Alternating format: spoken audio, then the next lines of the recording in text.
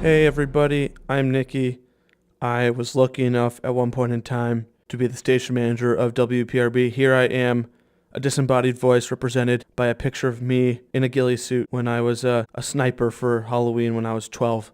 WPRB, Princeton University's student-run radio station. We have a huge 14,000 watt transmitter. Most stations of our size have 100 watts, and our broadcast range is all the way from Newark to Philly, and on clear days we hit 4 different states with our FM broadcast. Now, a brief history of our organization. Who are we? How did we start? WPRB is the oldest college FM station. We celebrated our 75th anniversary in 2016. We were founded way back in the day in Pine Hall in 1940 by a guy named Henry Grant Tice, and we were founded as WPRU, an AM station. It was literally run out of his dorm room. Later, we moved to Holder Hall. We got our FM license in 1955, and that's when we changed our call letters to WPRB, which is what we are known as today. The 50s were a time when not many stations were doing FM broadcasting, so we got a really amazing placement on the dial at 103.3 FM. Most college stations you'll find in the early 80s or the late 80s or the early 90s of the FM dial. Here we are at 103.3. We were also the first college station to broadcast in stereo instead of mono, so make sure to brag about that to your relatives at Thanksgiving.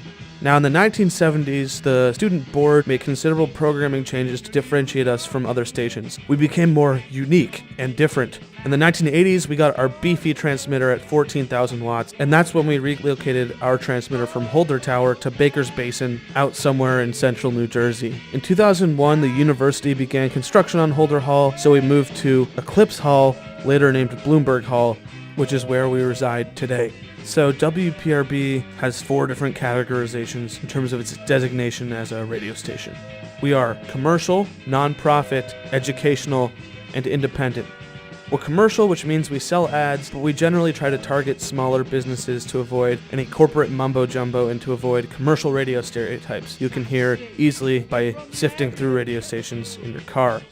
Second, we're nonprofit, which means we get tax breaks because we are educational, and the way we do that is by playing public service announcements and community announcements.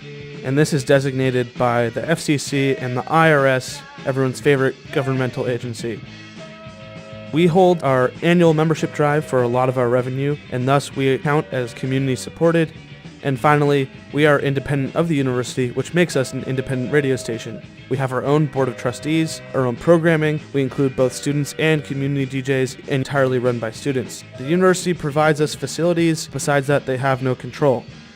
Now, all this claptrap about our 4 different designations and the esoteric history of different buildings we've moved to probably hasn't given you a great idea of what this station is all about. But let's just put it this way. No one expects to show up to Princeton, New Jersey and find a radio station broadcasting music and crazy sounds on the cutting edge of what it means to experience radio as an art form. And yet that's precisely what WPRB is. We have dedicated followers all around the tri-state area, and we have a global online listenership. Finally, most importantly, we are a place where any viewpoint can be expressed through music and sound, unmitigated and untainted by the touches of corporations, governments, anything that can potentially silence the very pure freedom of expression that this radio station offers. And very few media outlets or even artistic forms offer that in the 21st century. I don't want to get too grandiose, but what we're doing here is important, and you should respect that and also have fun with it. Just launch yourself into this organization, and that's pretty much it. I'm out of good things to say.